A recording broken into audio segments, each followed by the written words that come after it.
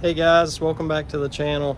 So in this video I'm going to go over some of well, a lot of the things that it takes to make this Coyote swap come together. We've went over, pulling the car apart, getting the new engine in, and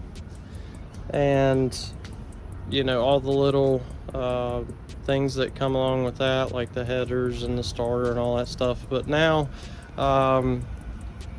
over the past couple weeks, I've made a few videos here and there while I've been waiting on parts of cleaning up the brake calipers and getting the suspension parts ready to go and getting the fuel system together and all that stuff. So that's pretty much what I'm gonna go through today, is the fuel system, the brakes. We went with Power Stop. I think that's the name of it, ZX something. Rotors and pads all the way around. Coney yellow shocks and struts with the Viking QPR coilovers. And also I'm going to go over the SVE Coyote swap fuel system, as well as some of the things that you have to do to make the cooling system work, like the hoses that adapt from the Coyote engine to the heater core in the new Edge. There's like a radiator hose here we ended up having to special order to make the lower radiator hose work, and just a few other little things that I think might be good information for you guys that are trying to do a swap yourselves.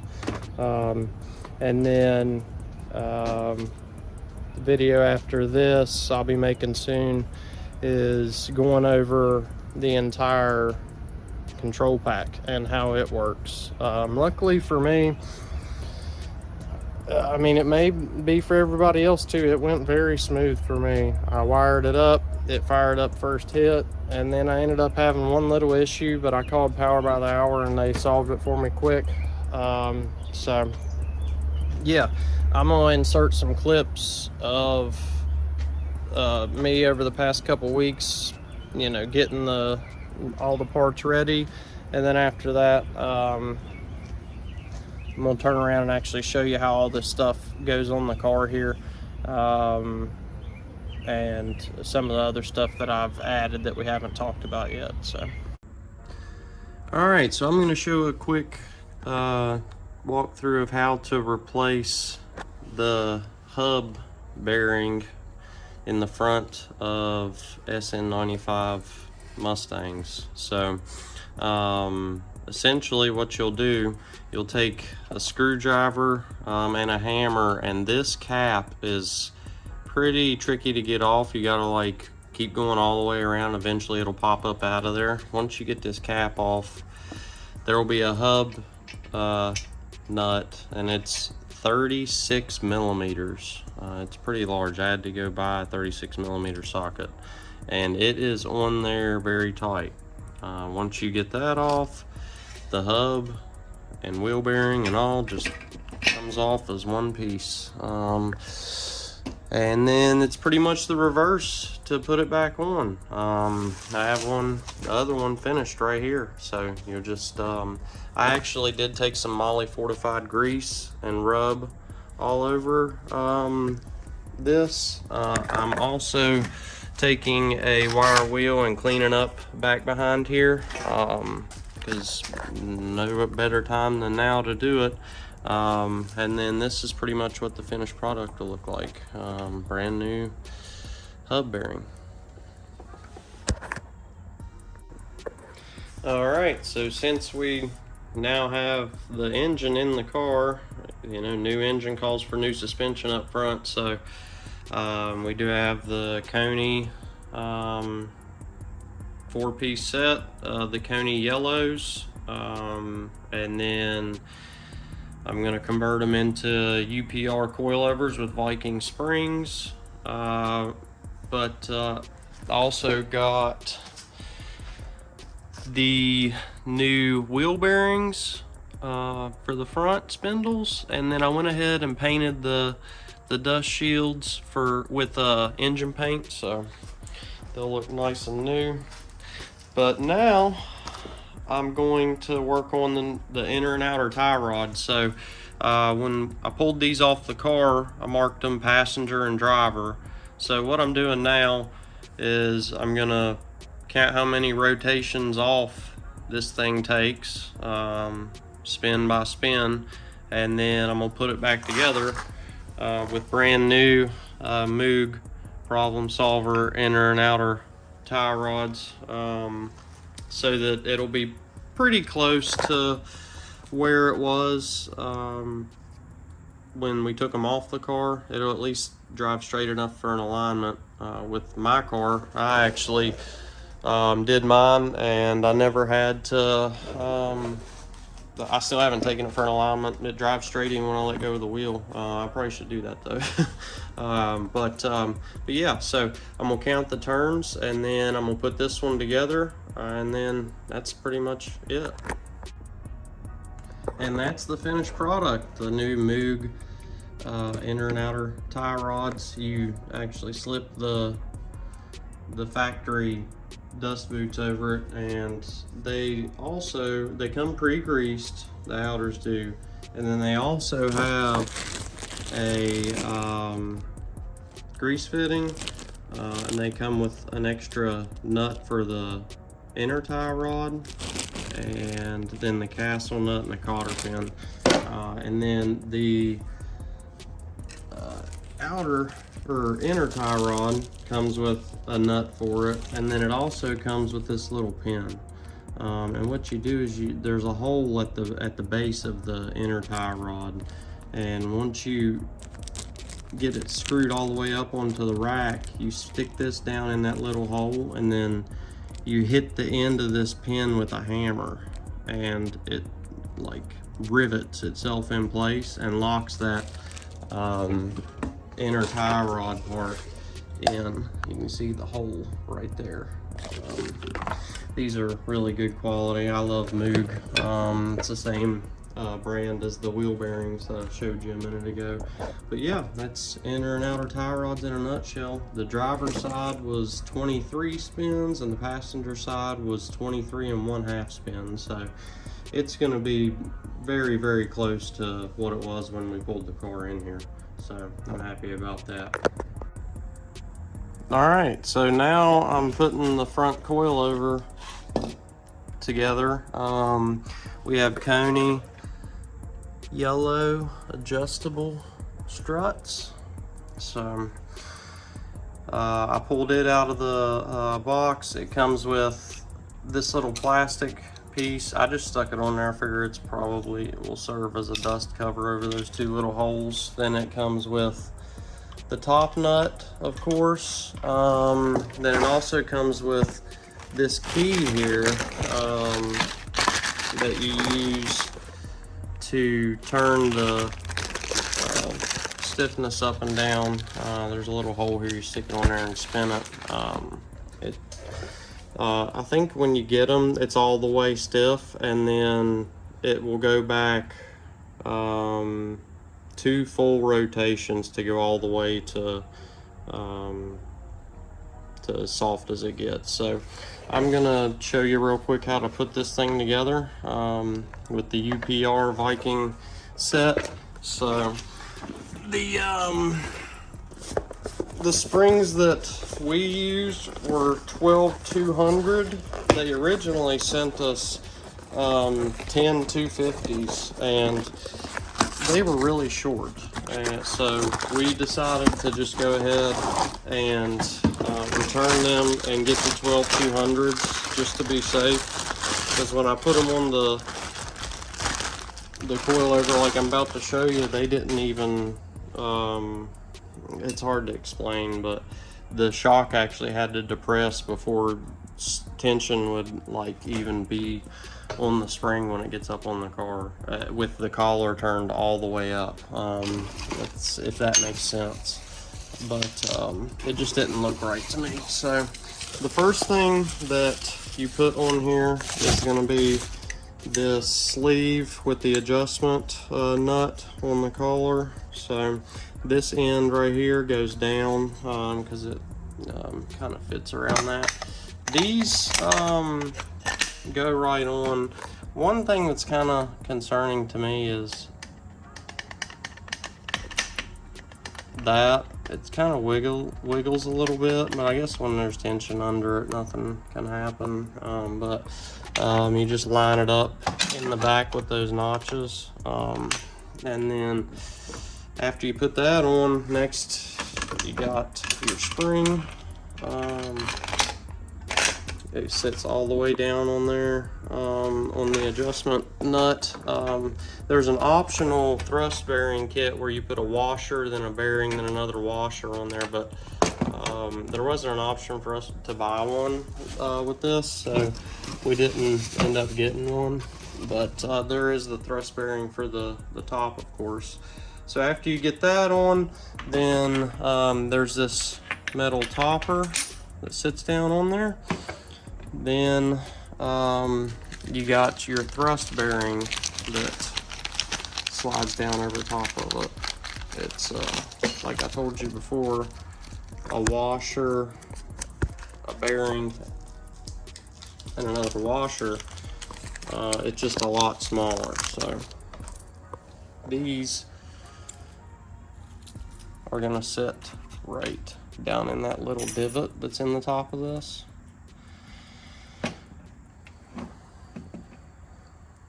I kind of wish we did have them for here. It seems like it'd be really nice to have them there. I'm gonna look into that. But after you put that on, this piece slides down over top of it.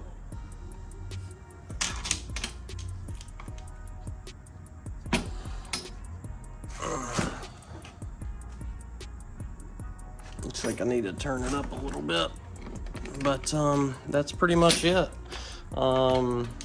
This normally is like sitting like that, and everything's all together nice and tight. I just got to adjust this collar, but yeah, that's the coilover in a nutshell.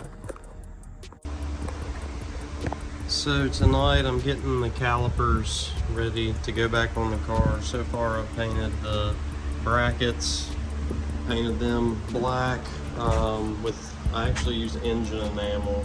The stuff works really good. It's engine enamel with ceramic in it. And I got the calipers taped up and primed and ready to go. We're gonna spray them here in a minute. Alright, so we're now painting the actual calipers. The brackets dried overnight, and I just waited till the next day to go ahead and start on the actual calipers themselves. So far I've got 2 very light coats and then 1 like medium coat on it. That's all that it calls for, but I'm gonna go ahead and hit it with 1 more like medium wet coat, and then finish it off with some gloss clear with ceramic. This engine enamel is some really good stuff. It'll definitely hold up to the heat of the brakes, but I think that the finished product's gonna turn out great. All right, so now we got these stock GT calipers painted up and ready to go. Again, I used engine enamel with ceramic, primer, clean it real good primer, then 2 light coats of red, and then 1 wet coat of red, and then 2 light coats of clear, and then I took a Sharpie and colored in the branding here on the top of the caliper, and then laid down the last coat of clear over top of that. So this actually, believe it or not, works really well. I did the same thing to my Cobra brakes almost a year ago now, and I actually didn't even clear over top of these. I just put this right on top of the paint, and it stayed like that this whole time. So these are looking good and look ready to go back on the car now. So now I'm getting these control arms bolted up to the UPR member. The kit comes with race bushings and street strip bushings. I put the street strip bushings in it. It also comes with grease fittings, and the ball joints are already greased, but I went ahead and pumped them completely full of moly fortified. The directions say to get this side up in first and then slide that side in after. It's going to be a very tight fit, so I'm gonna go ahead and put the camera down and see if I can get this up in there. All right, so we got the car running, so now we're working on getting the suspension up underneath of it. We have, of course, the UPR member, so we have the Viking coilovers to match with Coney adjustable shock or struts, Coney yellows. So we'll get these mounted up in there, get them torqued down, and then we can get the sway bar and the tie rod and everything hooked up, and the front suspension will be riding. So the Coyote swap SVE return style fuel system for 99 to 04 cars, I have it pretty much done. We actually ordered a brand new gas tank because the old one was crusty and nasty. Then you transfer all this tubing over and these two things into the new tank. This is from the original part of the car. We also ordered a new fueler neck grommet. But essentially, you just drop the fuel pump and sending unit assembly down in here. There is a rubber gasket on the fuel pump, so you don't use the one that comes with the tank. And you put the bolts down in it, and then you start piecing everything together. So you'll put 3/8 and 5/16 AN adapters on the out and in lines for the fuel. Then you'll put these elbows on and clamp everything down. Then you'll add the fuel line to it. The fuel line comes up here and connects to your fuel filter. The fuel filter is also a pressure regulator, so this is your return system. So the fuel goes in and it comes back out, and goes back, and it regulates the pressure from here forward, and it retains the factory hard lines. So this just plugs into your factory hard line, and then runs all the way to the front of the car. And then all that you do is add one of these AN fittings to the hard line in the engine bay, and then add a hose that runs over to the engine, and then you'll also have another AN fitting on the fuel rail for the Coyote that the other end of the hose connects to. And that's pretty much the whole fuel system. This is for a 99. I know that for 2001 to 2004 you actually have to like mess with the wiring. There's some wiring you got to splice into to make this everything plug in, but for the 99 cars, everything's just plug and play essentially. So yeah, that's the fuel system. So I have showed you how the fuel system went together. Now I'm going to show it to you installed on the car. As you can see, the gas tank that you've seen previously is installed. It's got the filler neck. For some reason I couldn't get the cover on, so we just used the regular tank. We're going to coat this with a truck bed liner just to be safe, but that fuel filter and pressure regulator, you see it there, it just like I said before, snaps in to the hard line that you see there, and then it runs all the way up to the front of the car. And then it's, as I said, retaining the factory hard line. So you can see with an AN adapter, it connects to the hard line here, and then you got your braided steel line. This is the SVE system, and they sent Nitrous Express brand hoses, and then you got another AN adapter here where it adapts to the fuel rail, and that is it. We chose this fuel system because it's simple and easy, and you retain a lot of the factory stuff. So I really like how it turned out. It made everything really simple fuel system wise. So as you can see, it comes right up here, retains all the factory stuff. Now another thing that we did, you seen me paint the rotors and the or paint the calipers and the brackets. As you can see, there's brand new power stop rotors as well, and then I even went as far as replacing the old hoses with new ones, because you know, after 20 years they tend to dry rot. You can see the coilovers are up on here, and we have some anti-seize on the threads. This actually is in the directions for when you're adjusting it. You want anti-seize on there.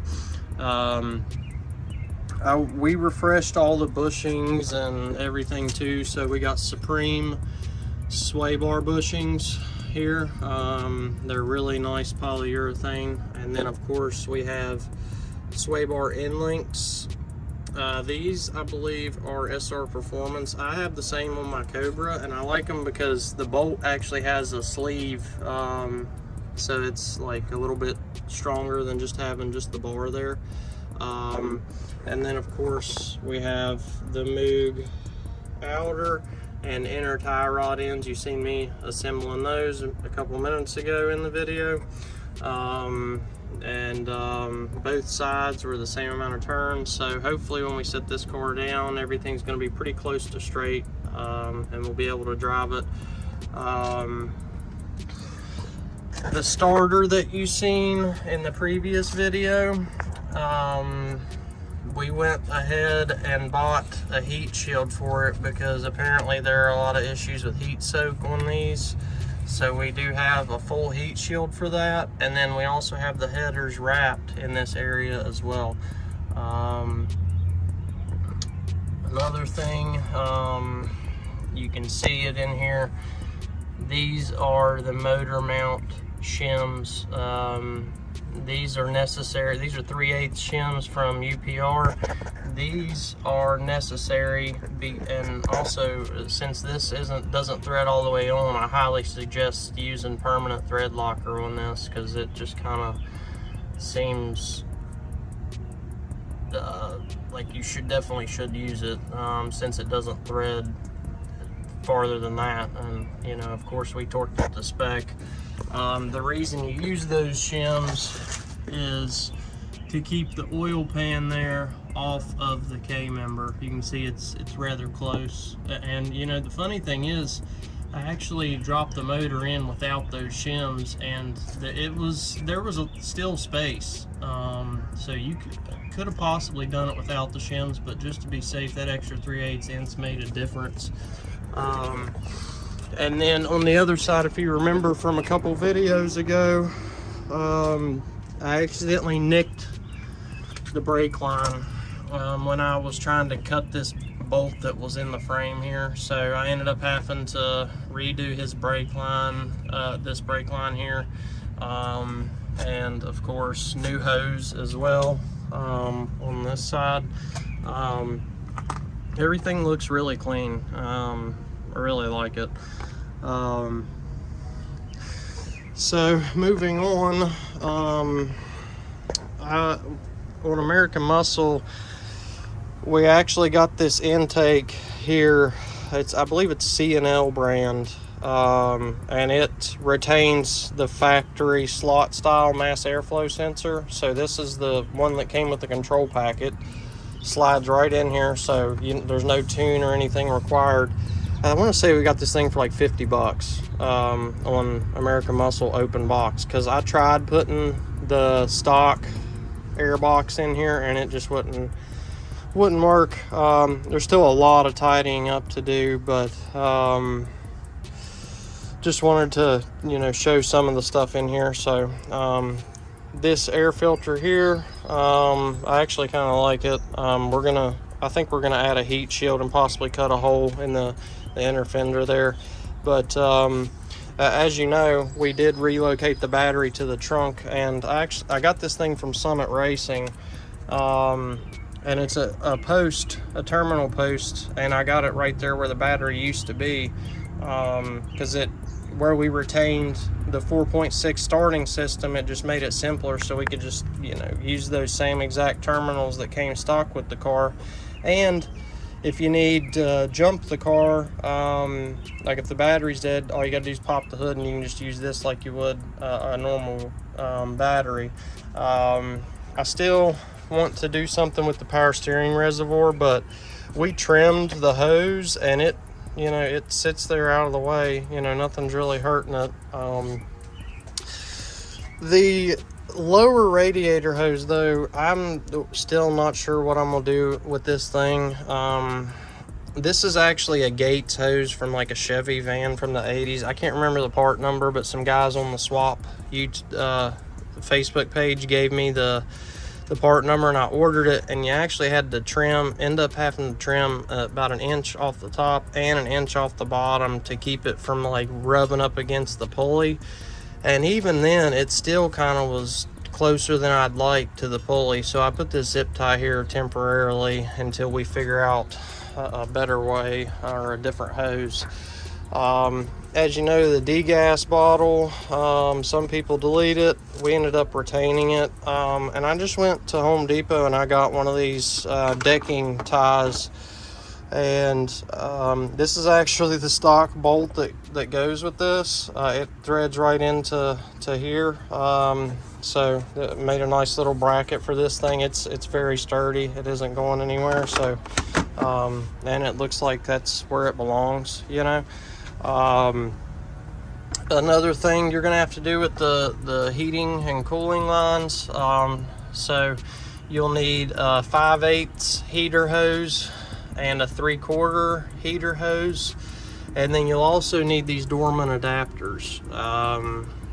I'll try to put the part numbers in the description, but we actually just got these from Advanced. They're one part number away from each other. Pretty much it's one is for the 5/8 hose and one's for the 3/4 hose, but these snap down on to these lines on the Coyote engine, and then you can route them through these little brackets and they go right up here into the heater core. So pretty simple. I like how clean it is where these lines, these coolant hoses, sit there like that. Let's see here, what else can we go over? Yeah, so the 4.6 coolant temp sensor, it's there, and then you also have the oil pressure sensor. These are this oil pressure sensor is actually on the starting harness for the 4.6. So when you have if you retain the 4.6 starting system, then this harness will be right up where it's supposed to be, and then of course it plugs in up here to this, but that's all part of the original harness from the 4.6. We sent these off to have them modified to retain the factory gauges and AC. So you got them two, the oil pressure and the coolant temp, and then you'll also have one that comes off and goes down to the AC compressor. It's down in here,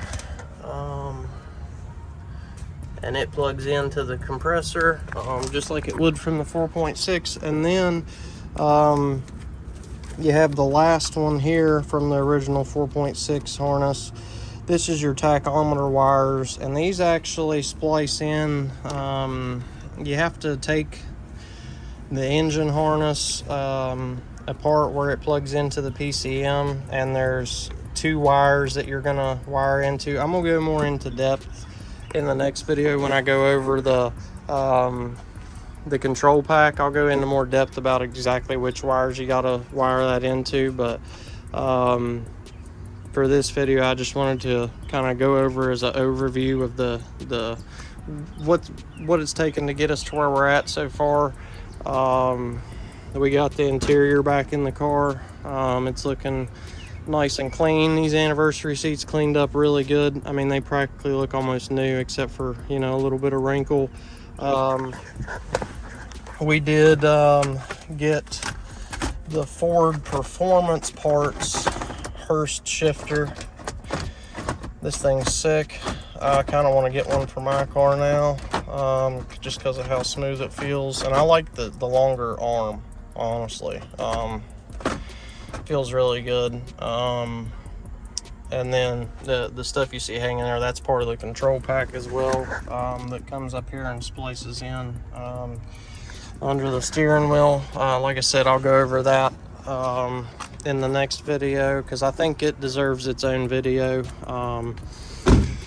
because the control pack is something that a lot of people have questions about. So I want to dedicate a video by itself to that.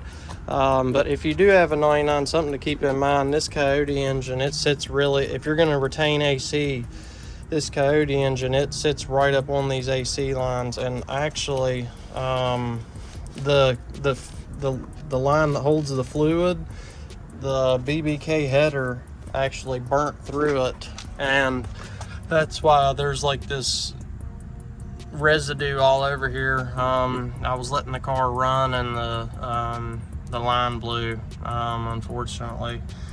So we got that on order there. So, but other than that, everything went pretty smooth. He just we went ahead and just got some decent summer tires for all 4 corners. Went with some 245s, the factory size. They're probably gonna spin like crazy until he gets new wheels and tires. But the Coney yellows, they actually came with their brand new dust boots, which is good. And then the quad shocks, we just went with the Gabriel brand. I want to say they're only like 15 or 20 bucks a piece, but these Coney yellows are pretty expensive.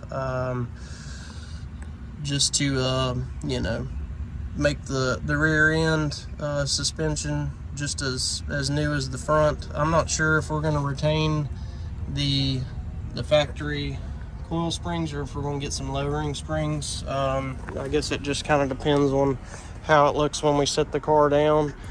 But yeah, that's pretty much everything that I wanted to touch base on. You know, the cooling lines, the brakes, the suspension, everything went together really smoothly.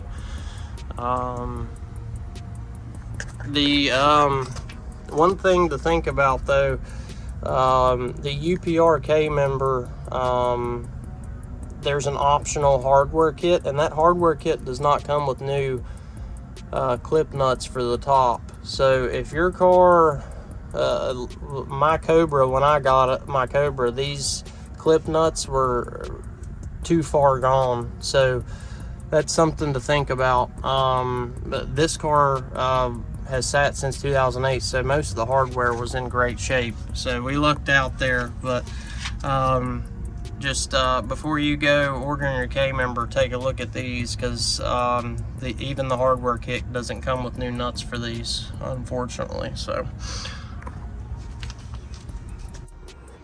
So one thing I forgot to show you was the battery relocation kit, and then of course we got the Optima red top and 3478, because it's the best one on the market. I don't have it bolted down right now because I had to take it out and trickle charge it, but the ground wire where you just got one just going straight down, it's mounted to the frame, and then I got another one going all the way to the front, and it's connected to that harness up there where the battery used to be.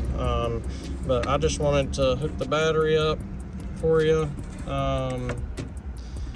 and start the car up, let you guys hear it. Now that I have an X pipe, if you're doing a swap, be prepared, because if you get the BBK headers, the X pipe has been on back order for like 6 months. So I got this used from a guy on the Coyote swap Facebook page, and it already had some Flowmasters mounted to it, so it's actually rather tame. It sounds pretty quiet considering, but I'm gonna go ahead and fire the car up for you, let y'all hear it run for a second. You can hear the fuel pumps kicking in. Fires right up.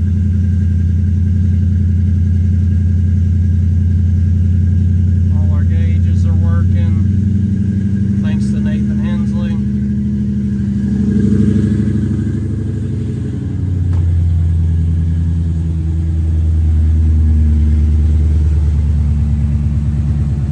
It idles down rather quick. After about 10 seconds, the idle goes down to about 800, 900, and it just purrs like a kitten.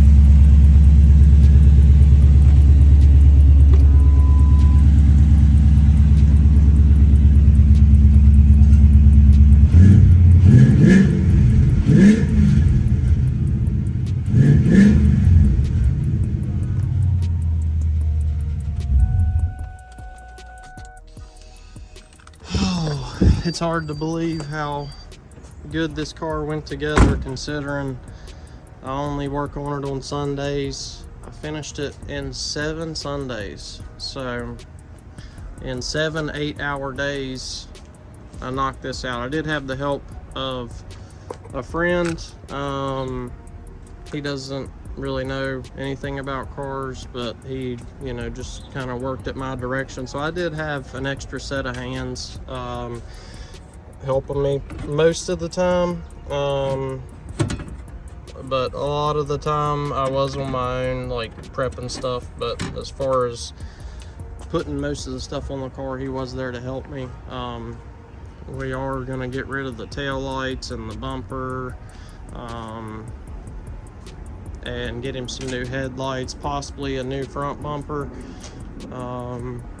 But the Cervini's hood actually is very nice, so I think he's probably going to retain that, because it leaves plenty of room. I think you could maybe even fit because I mean, you can see it's recessed a lot deeper than the factory hood. You could probably even fit the Boss 302 intake in there if you wanted to. So yeah, that's the Coyote swap in a nutshell. Next video is going to be the control pack and probably the maiden voyage. We'll take it for its first drive and see how rowdy this thing is. But if you like what you saw, leave a like, leave a comment if you got any questions, and most importantly, subscribe to the channel. That's the reason I'm doing this. If y'all keep subscribing and keep watching, I'll keep putting out content. The Coyote swap isn't the only project on the agenda that is going on. I also have my 97 Cobra, where I have a lot of videos about it on the channel. But this winter I'm probably gonna go full bolt-ons with it, and possibly a blower, possibly nitrous. Haven't really decided yet.